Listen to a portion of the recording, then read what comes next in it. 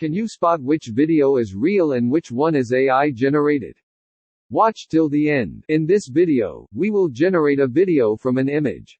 We will use the replicate.com website. Let me explain to you what is happening on this website. Here we have a sample video and this is the video generated from this image. It is a type of motion transfer. First, you give a source image to it. You can select an image or you can take a photo from the webcam. Next, you give a driving video to it according to which you want to animate your image. The next section is the dataset. They have 4 different models. We are going to be focusing on the Vox model, which is based on the person who is talking in front of the camera.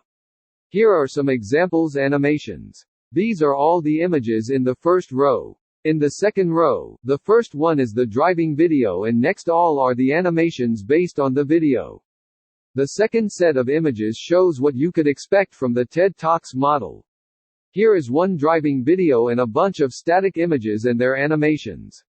Let's select an image. In order to run it, scroll down and click on the Submit button. It would take a few minutes.